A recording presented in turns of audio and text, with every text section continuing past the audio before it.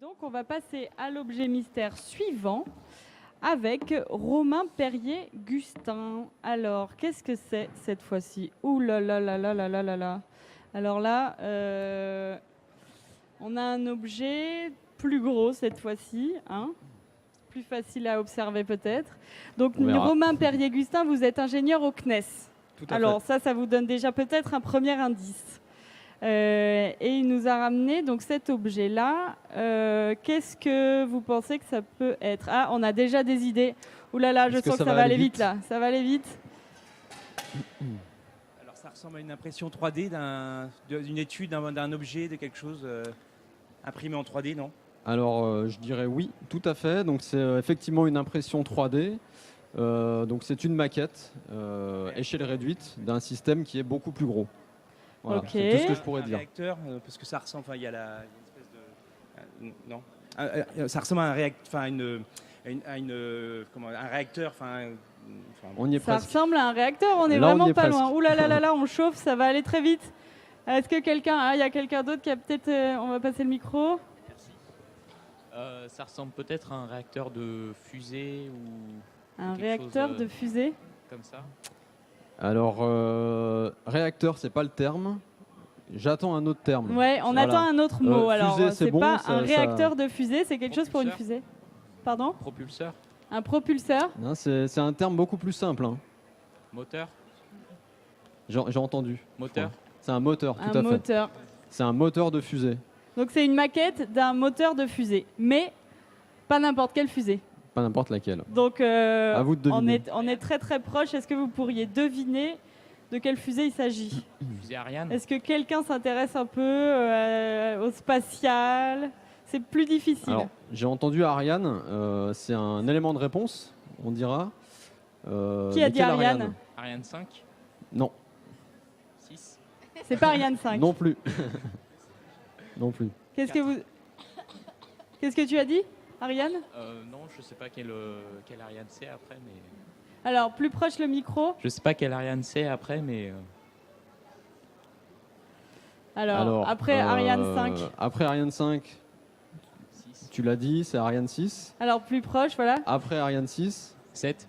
c'est la suite. Ok. On n'a pas donné de nom aujourd'hui.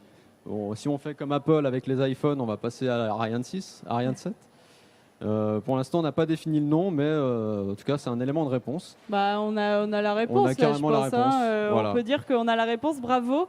Donc, alors, un moteur de fusée qui va être utilisé sur la Donc prochaine la version prochaine d'Ariane. génération de la fusée Ariane, donc ce sera peut-être Ariane 7. En fait, ce moteur-là a quelques spécificités par rapport au moteur qu'on a actuellement. Donc on va dire sa première particularité, c'est son coût, qu'on souhaite diviser par 10 par rapport à un moteur actuel. Si vous voulez un exemple concret, le moteur Vulcain 2 qui équipe la fusée Ariane 5 actuellement coûte à produire 10 millions d'euros. Et on souhaite avec ce moteur, dont on n'a pas donné le nom encore, passer à 1 million d'euros. Une production de 1 million d'euros. En gros, vous nous avez ramené un moteur low cost. Low cost. C'est Donc ça. vous me direz, il fait cette taille-là, c'est normal qu'il coûte 1 million, mais en fait non, il sera beaucoup plus grand. Et alors, comment il s'appelle ce moteur? Alors ce moteur-là s'appelle Prométhée. Prométhée, donc c'est un acronyme, hein, et le P c'est précurseur, reusable, oxygène, méthane, cost effective engine. Donc Ah, dis donc. précurseur c'est pour désigner en fait un prototype de moteur. Reusable c'est parce qu'il sera réutilisable. Un moteur de fusée Un réutilisable. moteur de fusée réutilisable, tout à fait. C'est la première fois qu'on fait ça? C'est la première fois qu'on fait ça en Europe. Donc, ça, c'est sa deuxième particularité au moteur, Mais ça veut, finalement. en fait, est-ce que on va s'arrêter un peu là-dessus parce que c'est quand même étonnant. Un moteur réutilisable, ça veut dire qu'il va partir dans l'espace avec Ariane, il va revenir sur Terre et on pourra le réutiliser en l'état ou bien comment Alors, ça fonctionne? Donc là, il y a en fait toute une problématique associée à la réutilisation des fusées, parce que comme vous l'avez dit, en fait, c'est une première en Europe. Aux États-Unis, on essaye actuellement de le faire. Donc, bien entendu, je parle de la société SpaceX. Hein. Je pense que tout le monde a entendu parler des exploits Des concurrents. de SpaceX cette année, qui sont nos concurrents directs. Et donc, voilà, c'est sûr que la réutilisation, aujourd'hui, finalement, le modèle économique lié à la réutilisation d'un moteur, d'un étage et d'un lanceur tout entier n'est pas démontré. C'est-à-dire que aujourd'hui, on ne sait pas si c'est finalement rentable de faire redescendre une fusée, de la remettre en état, en conditions opérationnelles et de la relancer. Parce que on part du principe que si les opérations de maintenance qui vont consister finalement à remettre la fusée en bon état pour repartir, si ces opérations-là sont trop coûteuses, si elles coûtent plus cher que finalement de produire un nouveau lanceur, on n'est pas rentable. Donc ça, tout ça est à démontrer, c'est en cours. On a d'autres projets, on a le moteur Prométhée, ce projet-là, on a le projet Callisto qui est en cours. Donc, Callisto, c'est un étage réutilisable en fait, donc il va y avoir des essais d'ici 2020, c'est un projet CNES. Et donc on va là essayer de démontrer le modèle économique de la réutilisation. Donc des moteurs de fusée réutilisables, en fait recyclables, c'est assez dans l'air du temps. C'est dans l'air du temps. Nous, on n'a pas peur de le dire. On parle d'un moteur low cost. Voilà. Okay. Low cost, réutilisable. Et sa troisième particularité, c'est finalement le couple d'ergol qui va être utilisé dans le moteur. Aujourd'hui, on utilise de l'oxygène liquide et de l'hydrogène liquide. On va remplacer l'hydrogène par du méthane dans ce moteur-là. Pourquoi ? C'est une histoire de densité. En fait, la densité du méthane est 6 fois supérieure à celle de l'hydrogène. Et donc, pour un même volume de réservoir, on peut emporter théoriquement 6 fois plus de carburant. Et vous imaginez bien que quand on veut réutiliser un lanceur, finalement, il n'y a pas que un aller, il y a aussi un retour. Et donc, on a potentiellement plus de carburant à utiliser. Et voilà, tout l'enjeu est là, en fait. Eh bien, merci beaucoup, Romain Perrier, de nous avoir ramené la maquette du futur moteur réutilisable du CNES. Et je vais passer la parole à Elodie, qui est quelque part sur un stand pour une nouvelle manip.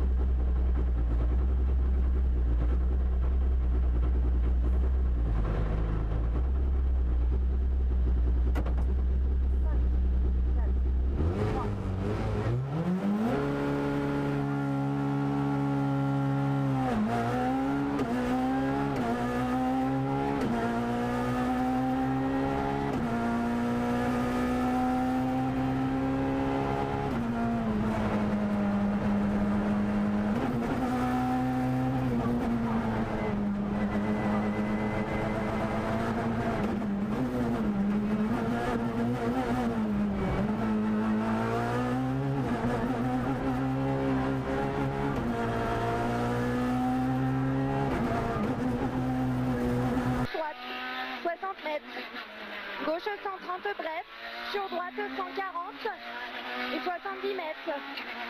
Gauche 120 court, gauche 120 court, sur gauche 130 bref, sur gauche 130 bref, sur droite 140 bref, droite 140 bref, 300 mètres, droite 130 cordes. Allez, droite 130 cordes, droite 130 cordes, 70 mètres. Gauche 140 court, gauche 140 court, 50 mètres, zone grippe moins, droite 120 plus, sur gauche 130 bref, sur droite 140 salle, sur gauche 130, gauche 130, sur droite gauche 140 bref, droite gauche 140 bref, 80 mètres, droite 140 bref, pour 60 mètres, frein droite 120, pour 60 mètres, frein droite 120, sur gauche 120 plus court, Sur gauche 120 plus court, 100 mètres, droite 140 bref. Droite 140 bref. 150 mètres. Droite 130 plus bref. Sur gauche 140 en deux fois. Gauche 140 en deux fois. Sur droite-ci. 150 mètres. Droite 140 bref, délaisse. Droite 140 bref, délaisse. 150 mètres. Droite-ci bref en deux fois frein pour 80 mètres. Gauche 90 au panneau. Pour 80 mètres. Gauche 90 au panneau. Sur droite 110. Droite 110. Sur gauche 100. Sur droite 110. Sur gauche 140. Gauche 140 sur droite 70 mètres. Gauche 130 bref, corde à bois. Gauche 130 bref, corde à bois. Sur gauche 130 plus bref. 80 mètres. Frein droite 120. Sur gauche 120 en ciel. Sur gauche 126 frein pour droite 100 abus. Gauche 126 frein pour droite 100 abus. 250 mètres. 250 mètres, droite gauchis. Droite gauchis.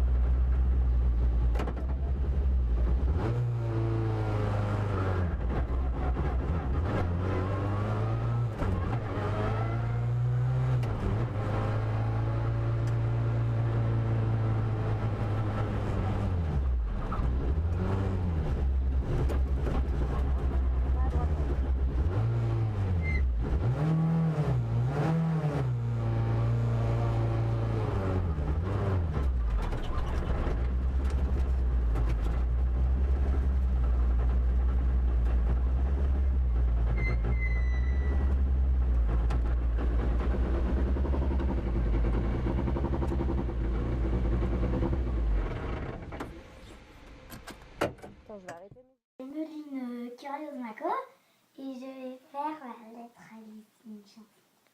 Voilà, j'espère que vous allez bien aimer.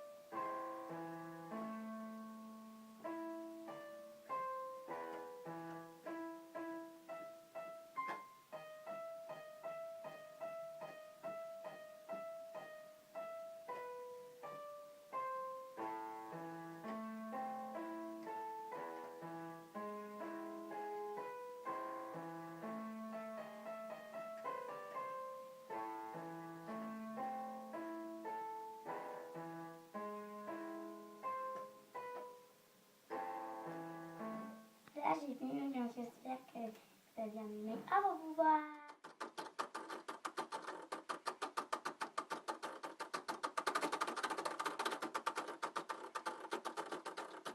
La gare, Michel. Michel, le chef de gare. Le chef de gare. Le chef de gare. Le constructeur. Alors, hôtel particulier. Voilà, la gare, d'Aiguebelette.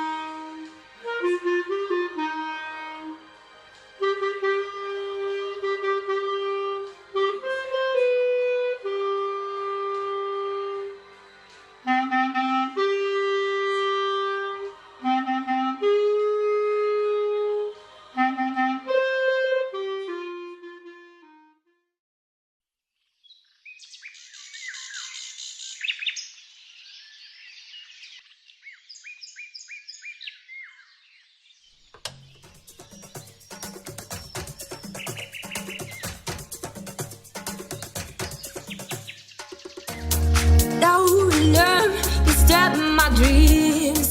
Just you arm around me, grabbing me a little closer. Starting the day with a dive in the reflection of the clouds. The sun is my girl, she shines all day. The sun is my girl, she shines all day. The sun is my girl, she shines all day. The sun is my girl, she shines all day.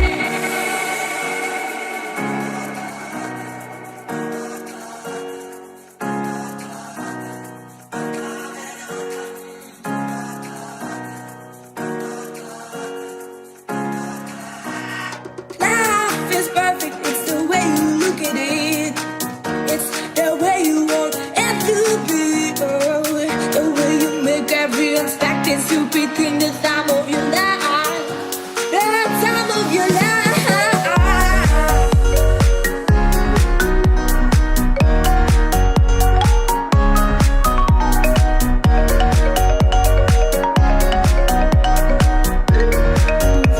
The time of your life.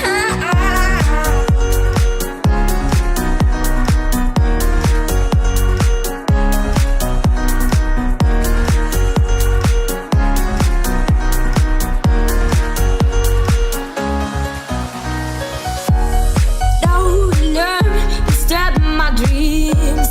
Just you arm around me, grabbing me a little closer. Starting the day with a dive in the reflection of the clouds. The time of your life. My girl, she shines all day. The sun is my girl, she shines all day. The sun is my girl, she shines all day. The sun is my girl, she shines all day.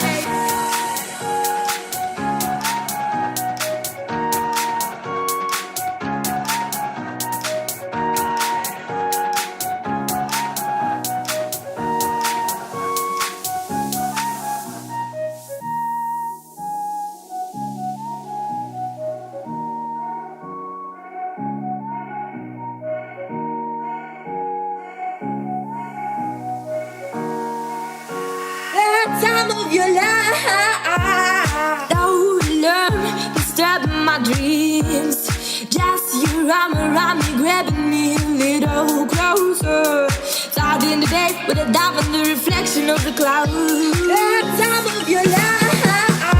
My girl, she shines all day. The sun is my girl, she shines all day. The sun is my girl, she shines all day. The sun is my girl, she shines all day.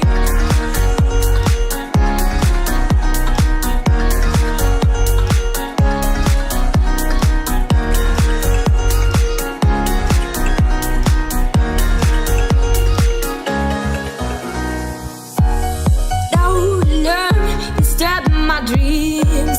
Just you arm around me, grabbing me a little closer. Starting the day with a dive in the reflection of the clouds.